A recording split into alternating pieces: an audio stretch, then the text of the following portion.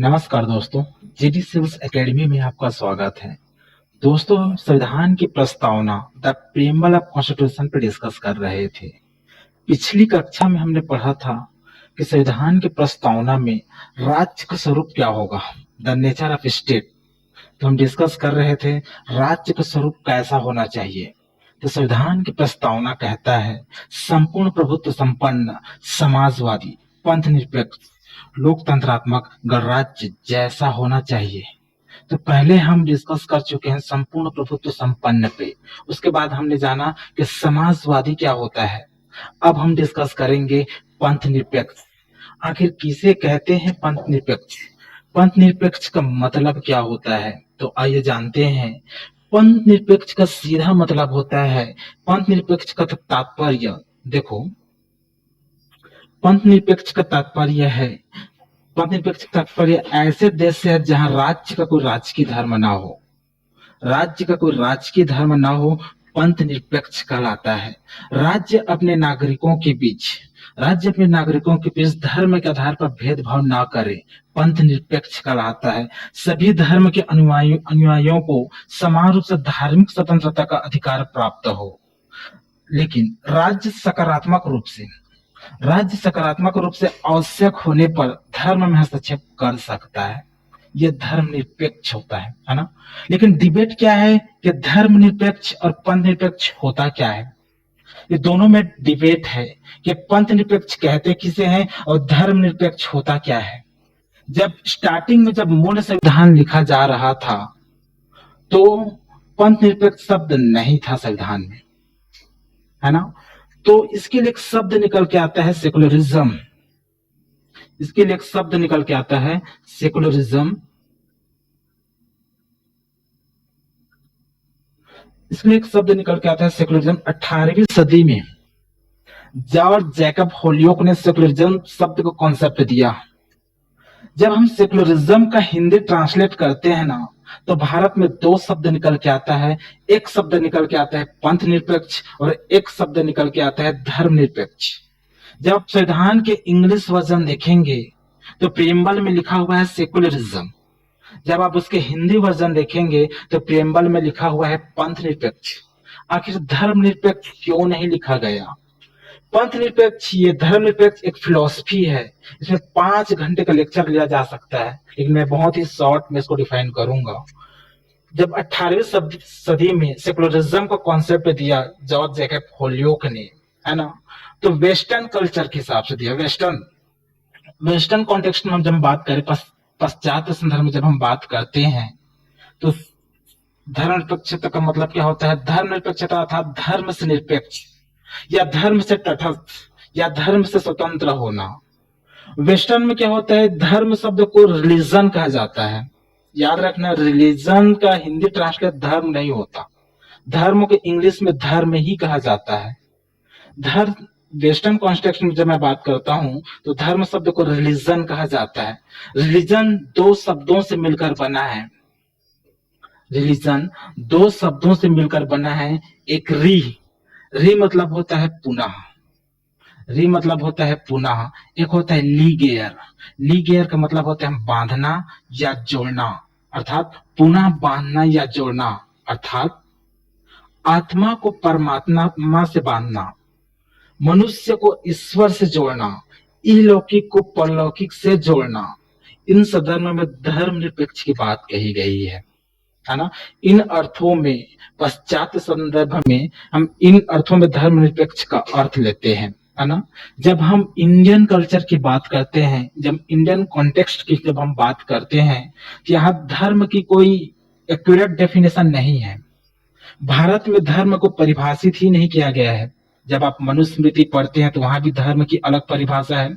जब आप गीता पढ़ते हैं तो वहां पर भी धर्म की अलग परिभाषा है। एक्यूरेट परिभाषा भारत में धर्म की नहीं है। लेकिन जब हम संस्कृत शब्द में देखते हैं, धर्म धी धातु से निकला है, जिसका अर्थ है धारण करना। किसे धारण करना? अच्छे गुणों को धारण करना, नैतिकता को धारण करना, सदाचार को धारण करना, मूल्यों को धारण करना, है ना। कुछ लोग इसका गलत व्याख्या करते हैं, जैसे भारत धर्मनिरपेक्ष है, और हमारे यहाँ धर्मनिरपेक्ष का मतलब ये होता है कि हमारे यहाँ धर्म को क्या होता है, धर्म का मतलब नैतिकता होता है, सदाचार होता है, या कोई मूल्य होता है। जैसे मैं अपने पिता के पास हूँ तो पितृ धर्म निभा रहा हूँ, है ना, पुत्र धर्म निभा रहा हूँ। जैसे मैं अपने मित्र के साथ हूँ तो मित्र धर्म निभा रहा हूँ। तो कुछ लोग बोलते हैं कि देखो संविधान की प्रस्तावना अलग बात कर रहा है, धर्मनिरपेक्ष मतलब हम नैतिकता से निरपेक्ष की बात कर रहे हैं, सदाचार से निरपेक्ष की बात कर रहे हैं, या मूल्यों से निरपेक्ष की बात कर रहा है। ऐसा नहीं है दोस्तों, है ना। हमारे यहाँ धर्म कोई एक्यूरेट परिभाषा नहीं है। धर्म का मतलब होता है नैतिकता, सदाचार, मूल्य, है ना। उपरोक्त अर्थों में, जब हम उपरोक्त अर्थों में धर्म से निरपेक्ष या स्वतंत्र नहीं हुआ जा सकता। अब कैसे हम नैतिकता से स्वतंत्र हो सकते हैं या सदाचार से स्वतंत्र हो सकते हैं? सदाचार से हम निरपेक्ष नहीं हो सकते, क्योंकि नैतिकता, सदाचार या से निरपेक्षता संभव ही नहीं है। परिणामतः भारत में धर्म निरपेक्षता को नए रूपों में परिभाषित किया गया, और नए रूप क्या है? पंथ निरपेक्ष के नाम से जाना जाता है। इसे संविधान में 42वें संविधान संशोधन 1976 द्वारा इसे संविधान में क्या किया गया? जोड़ा गया, है ना। पंथ निरपेक्षता से आशा है, क्या है इसका मतलब, क्या होता है? विशेष आचरण पद्धति से या किसी मान्यता से या किसी विचारधारा से या किसी विशिष्ट पंथ से स्वतंत्र होना या निरपेक्ष होना या तटस्थ होना, है ना। न कि सदाचार, न कि नैतिकता, न किसी मूल्य से, है ना। अब देखो आगे हम समझते हैं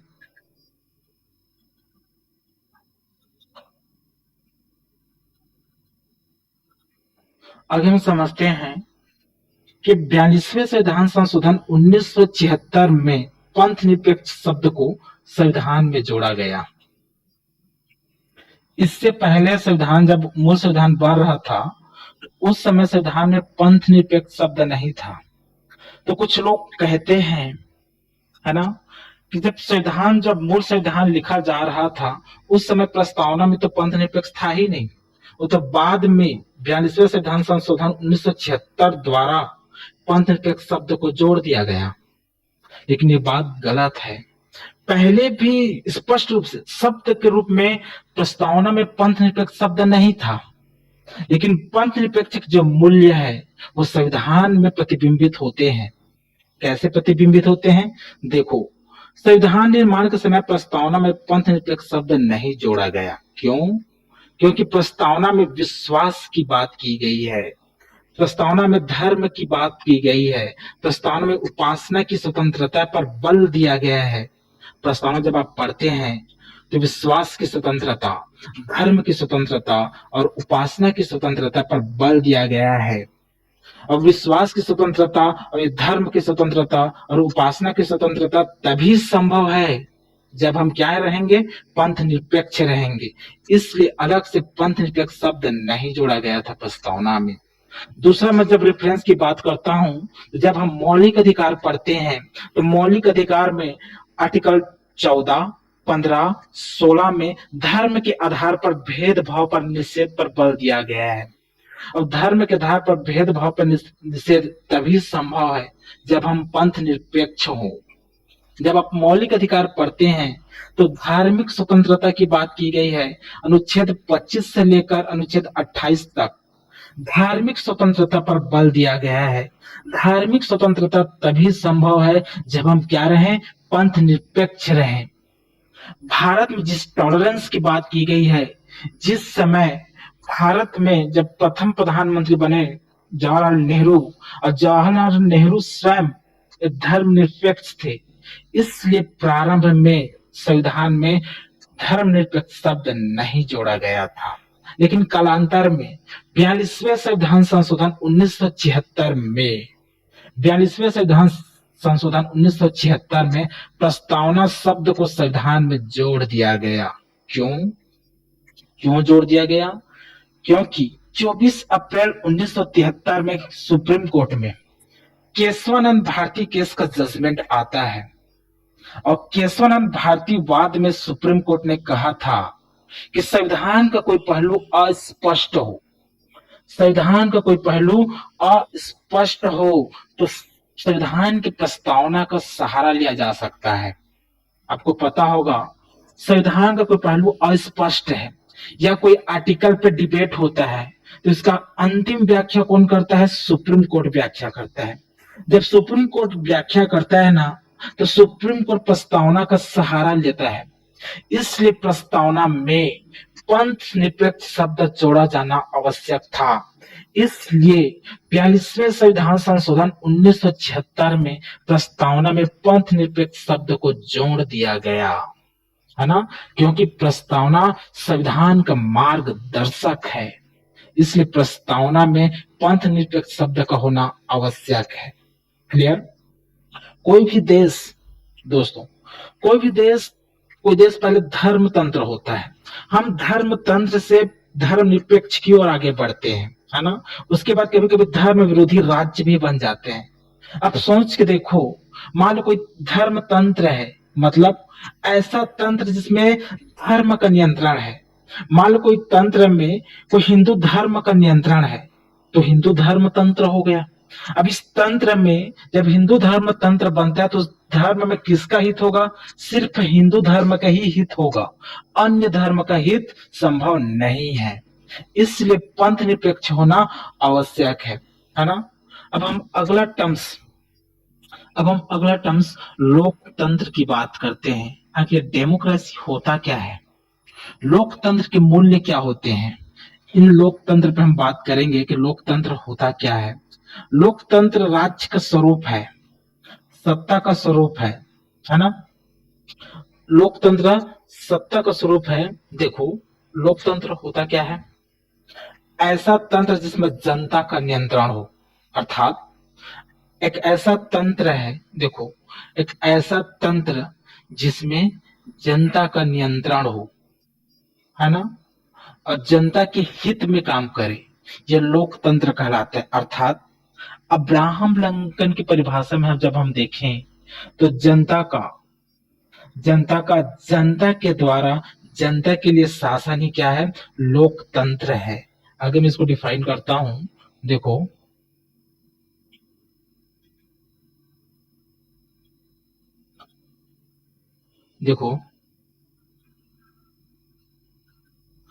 जनता का मतलब लोक प्रभुता, मतलब जनता ही सर्वोच्च है।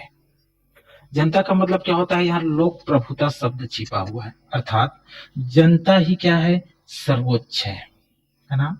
जनता के द्वारा, मतलब शासन का संचालन कैसे होगा?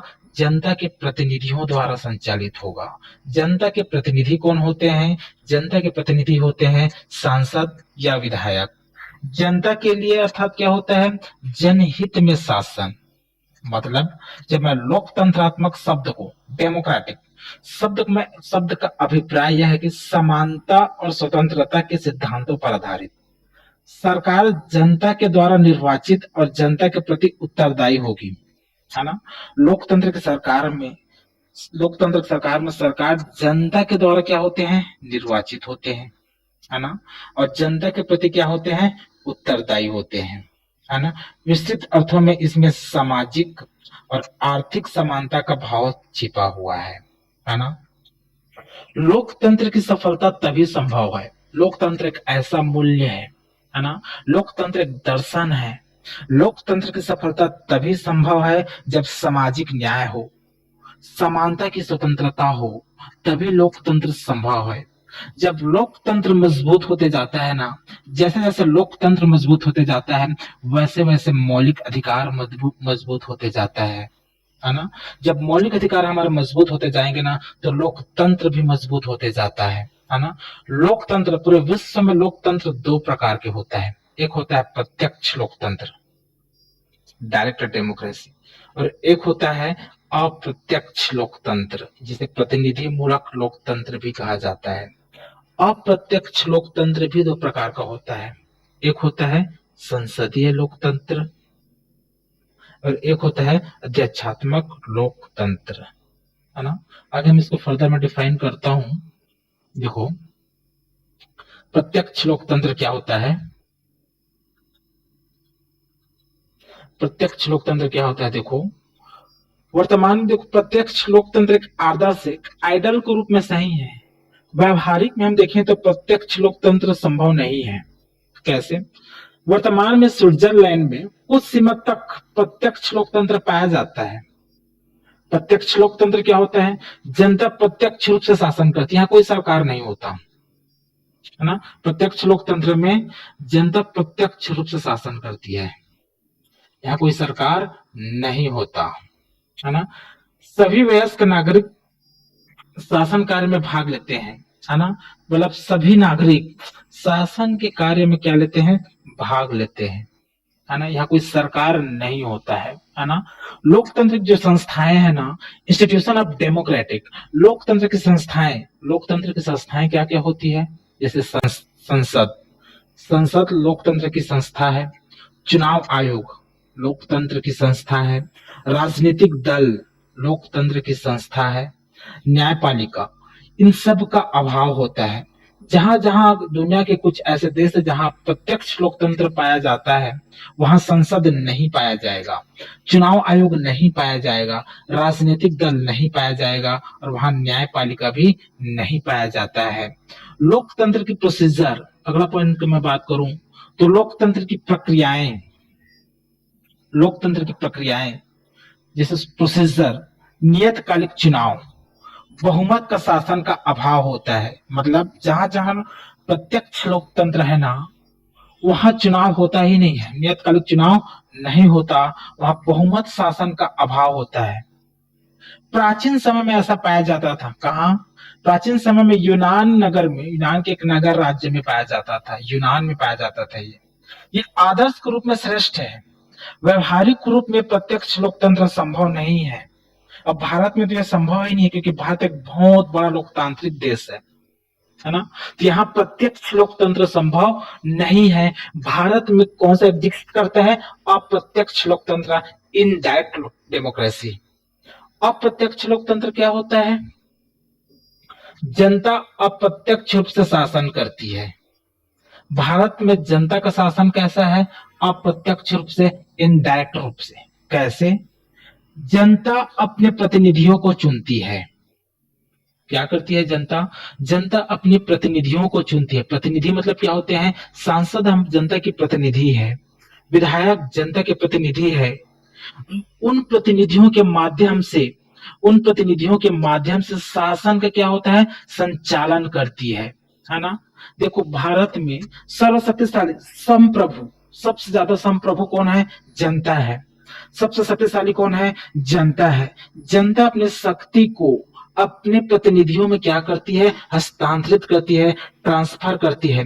वे प्रतिनिधि जनता की ओर से सदन में जाकर कानून के निर्माण में भाग लेता है, अर्थात जनता अप्रत्यक्ष रूप से कानून के निर्माण में भाग लेता है ना। इसलिए इसे अप्रत्यक्ष लोकतंत्र कहा जाता है।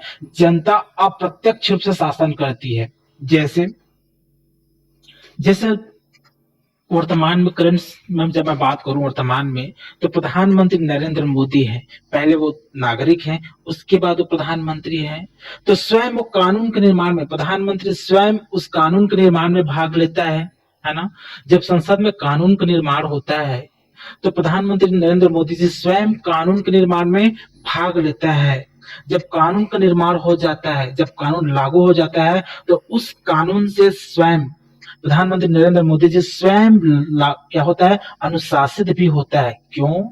क्योंकि भारत में जनता का ही शासन है, भारत में लोकतंत्र पाया जाता है। भारत एक बहुत बड़ा लोकतांत्रिक देश है, इसे प्रतिनिधि मूलक लोकतंत्र भी कहा जाता है। प्रतिनिधि मूलक लोकतंत्र क्यों कहा जाता है? क्योंकि हम, भारत की जनता प्रतिनिधियों के माध्यम से भारत में शासन संचालित करती है।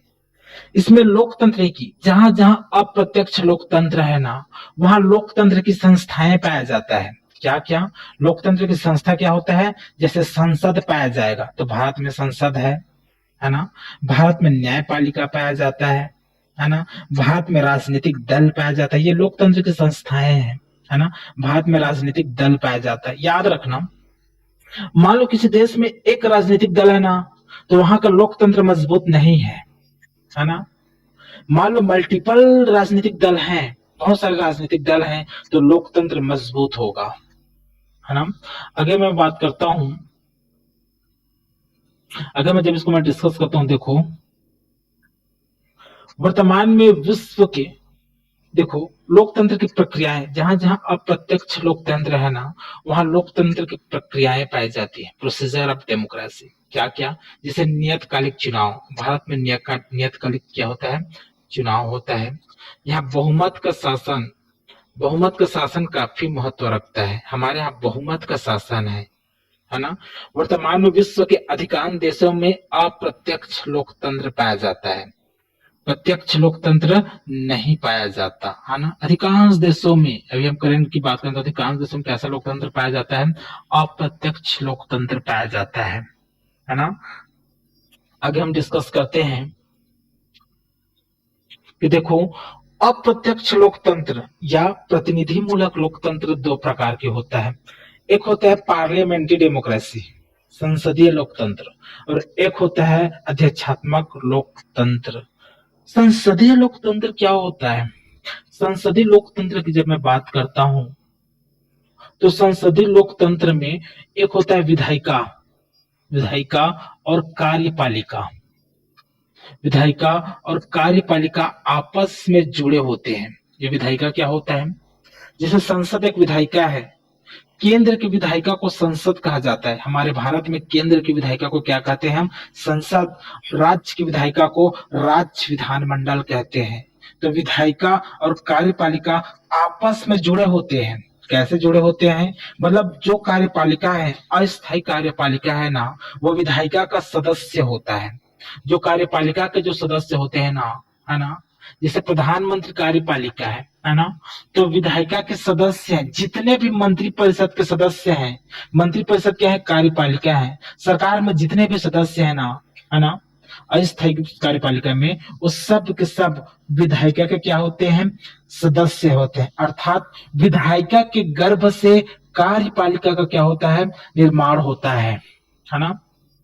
जहां जहां संसदीय लोकतंत्र पाया जाता है ना, तो नाम मात्र की कार्यपालिका होती है, नाम मात्र की कार्यपालिका, और वास्तविक कार्यपालिका के बीच क्या होती है, अंतर होती है। एक होती है, दो प्रकार की कार्यपालिका होती है ना। जहां जहां संसदीय पार्लियामेंट्री डेमोक्रेसी पाया जाता है, वहां दो प्रकार की क्या पाया जाता है, कार्यपालिका पाया जाता है। एक पाया जाता है नाम मात्र की कार्यपालिका, और एक पाया जाता है वास्तविक कार्यपालिका। हमारे यहाँ दो प्रकार की कार्यपालिका है, एक नाम मात्र कार्यपालिका जो कि राष्ट्रपति है, और एक होता है वास्तविक कार्यपालिका जो कि प्रधानमंत्री है। राष्ट्रपति राज्य का प्रमुख होता है, हेड ऑफ स्टेट, है ना। राष्ट्रपति क्या होता है, राज्य का प्रमुख होता है, हेड ऑफ स्टेट, जबकि प्रधानमंत्री शासन का प्रमुख होता है, गवर्नमेंट का प्रमुख होता है ना। संसदीय लोकतंत्र में क्या होती है, अगली विशेषता क्या है कि वास्तविक कार्यपालिका को कार्यकाल की सुनिश्चितता प्राप्त नहीं होती, सुनिश्चितता प्राप्त नहीं होती। वास्तविक कार्यपालिका में कार्यकाल, प्रधानमंत्री का कोई कार्यकाल नहीं होता। आपने सुना होगा कि प्रधानमंत्री कार्यकाल 5 वर्ष का होता है, ये कहना गलत है। कोई कार्यकाल फिक्स नहीं है, कभी भी सरकार गिर जाती है। आपने देखा होगा कई सरकार ऐसे भी हैं जो केवल, कई प्रधानमंत्री ऐसे भी हैं जो केवल 13 दिन के लिए ही प्रधानमंत्री बने, कोई कोई कोई 13 माह के लिए बने, कोई 1 माह के लिए बने। इसलिए प्रधानमंत्री का कार्यकाल फिक्स नहीं है। जबकि अध्यक्षात्मक लोकतंत्र में प्रधानमंत्री का या हेड ऑफ स्टेट का कार्यकाल फिक्स होता है ना। संसदीय लोकतंत्र में सामूहिक उत्तरदायित्व के आधार पर ही कार्य करती है ना। हमारे यहाँ क्या है, संसदीय लोकतंत्र पाया जाता है।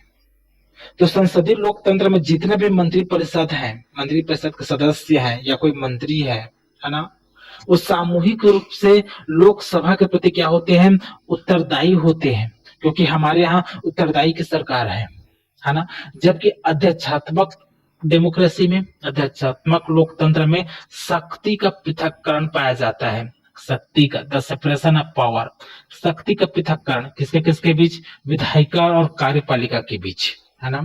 हमारे यहाँ विधायिका के सदस्य ही कार्यपालिका का गठन करते हैं, जबकि अध्यक्षात्मक लोकतंत्र में विधायिका के सदस्य अलग होते हैं, कार्यपालिका के सदस्य अलग होते हैं। दोनों के बीच क्या होता है, गैप होता है, कोई रिलेशन नहीं होता, है ना।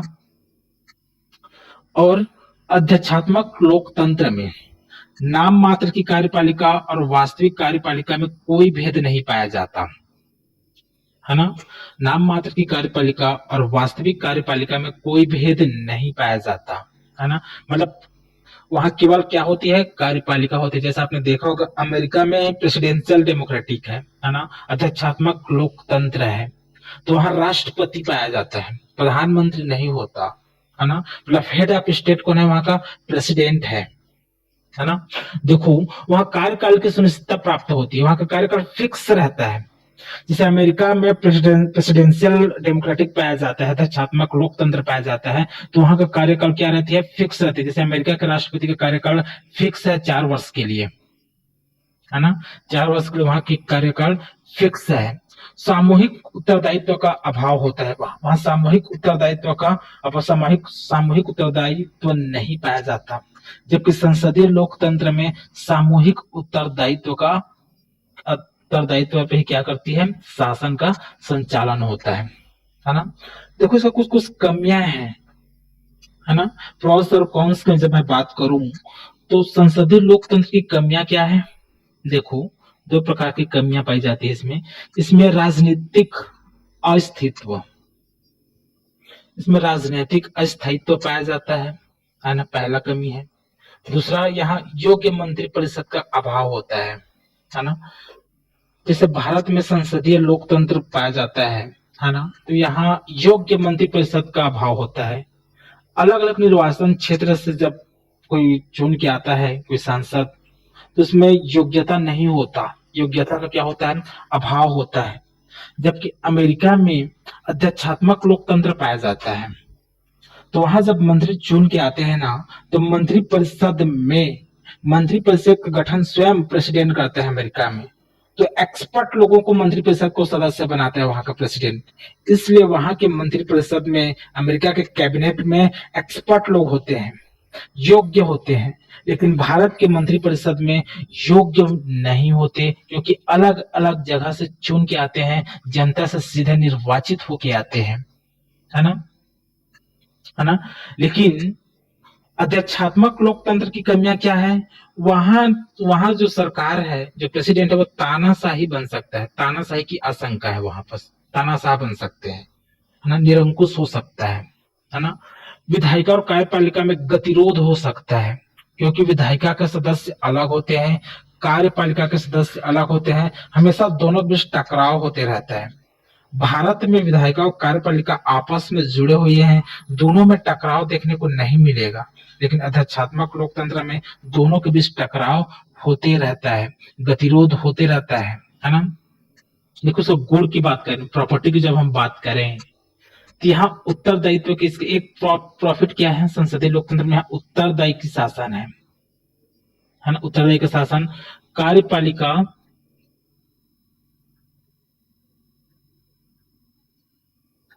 कार्यपालिका और विधायिका के बीच समन्वय है स्थापित है यहाँ।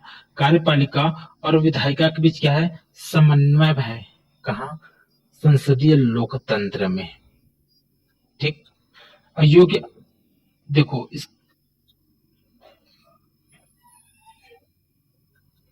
देखो आगे हम आगे बढ़ते हैं। देखो इसका गुण क्या है,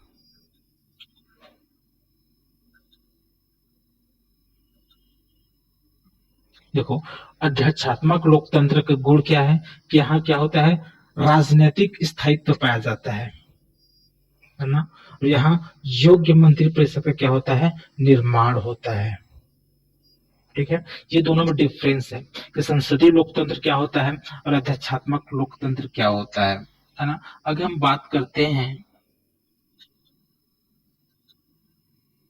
आगे हम बात करते हैं, देखो कि गणराज्य क्या होता है, रिपब्लिक, रिपब्लिक कहते किसे है ना। तो गणराज्य का तात्पर्य है, देखो क्या होता है गणराज्य, देखो गणराज्य से तात्पर्य ऐसे देश से है, गणराज्य तात्पर्य ऐसे देश से है जहां राज्य के प्रमुख वंशानुगत न होकर प्रत्यक्ष रूप से जनता से क्या होती है, निर्वाचित होती है, ये कहलाता है गणराज्य। लेकिन मैं भारतीय संदर्भ में जब मैं बात करूं ना, तो भारतीय संदर्भ में राष्ट्रपति राष्ट्र प्रमुख होता है, हेड ऑफ स्टेट होता है। जो प्रेसिडेंट है वो भारत राज्य का प्रमुख है ना, जिसका चुनाव अप्रत्यक्ष रूप से, इनडायरेक्ट रूप से जनता के प्रतिनिधियों द्वारा होता है ना। अप्रत्यक्ष रूप से जनता के प्रतिनिधियों द्वारा क्या होता है, चुनाव होता है ना। सभी सार्वजनिक पद, जितने भी पब्लिक पोस्ट हैं, बिना किसी भेदभाव के सभी नागरिकों के लिए क्या रहते हैं, खुले होते हैं। तब हम कह सकते हैं कि हम रिपब्लिक स्टेट में रहते हैं, हम गणराज्य में रहते हैं। इसमें कोई विशेषाधिकार प्राप्त नहीं होता, किसी भी वर्ग को विशेषाधिकार प्राप्त नहीं होता, है ना। संविधान में लागू होने के साथ ही, जब संविधान लागू हो रहा था 26 जनवरी 1950 को, तो संविधान के लागू होते ही हम गणराज्य बन गए थे, भारत एक गणराज्य बन गया था, है ना। अब लोकतंत्र और गणतंत्र में अंतर को हम समझते हैं कि लोकतंत्र और गणतंत्र में क्या अंतर है ना। लोकतंत्र और गणतंत्र में बेसिक डिफरेंस क्या होता है, इसको हम समझने वाले हैं। देखो, लोकतंत्र में क्या होता है, लोकतंत्र में सत्ता जनता के हाथों में होती है। लोकतंत्र में सत्ता जो है किसके हाथों में होती है, जनता के हाथों में होती है ना। जबकि गणतंत्र में जो सत्ता होती है ना, वे व्यक्तिगत नागरिकों के हाथों में होती है ना, व्यक्तिगत नागरिकों के हाथ में होती है। दूसरा अंतर क्या है, लोकतांत्रिक व्यवस्था में कानून बहुमत द्वारा बनाए जाते हैं। लोकतांत्रिक व्यवस्था में जो कानून है ये बहुमत के द्वारा बनाए जाते हैं, जबकि गणतांत्रिक व्यवस्था में कानून जनता के द्वारा चुने हुए प्रतिनिधियों के द्वारा बनाए जाते हैं, है ना। गणतांत्रिक रिपब्लिक स्टेट में जो कानून है जनता के द्वारा चुने हुए प्रतिनिधियों के द्वारा क्या किए जाते हैं, बनाए जाते हैं। तीसरा अंतर है, लोकतंत्र में बहुमत के पास अधिकार, लोकतंत्र में बहुमत क्या, उनके पास अधिकार है कि वह मौजूद अधिकारों को खत्म कर सके, है ना। लोकतंत्र में बहुमत के पास क्या होता है, अधिकार होता है कि मौजूद जो अधिकार है उसको खत्म कर सकता है ना, जो भी अधिकार उसको क्या कर सकता है, खत्म कर सकता है। लेकिन गणतंत्र प्रणाली में बहुमत की इच्छा की अवहेलना नहीं की जा सकती।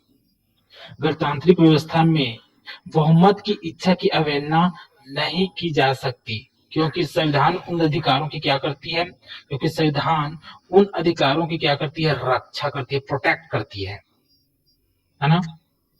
अगर हम जब अंतर की बात करते हैं, एक लोकतांत्रिक देश में मुख्य फोकस लोगों की सामान्य इच्छा है। एक लोकतांत्रिक देश में मुख्य फोकस क्या है, लोगों की सामान्य इच्छा, मतलब लोगों की इच्छा क्या है ना।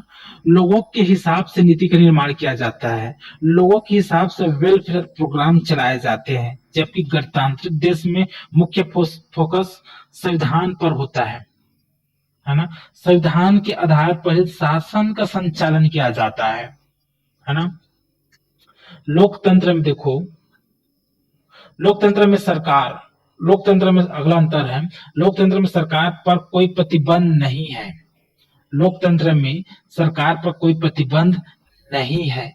एक देश में एक से अधिक प्रकार के लोकतंत्र हो सकते हैं, एक देश में एक से अधिक प्रकार के लोकतंत्र हो सकते हैं।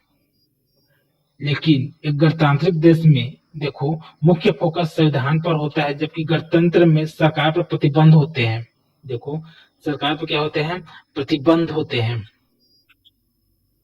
एक देश में एक से अधिक प्रकार के क्या हो सकते हैं, गणतंत्र भी हो सकते हैं, है ना। आगे हम डिस्कस करेंगे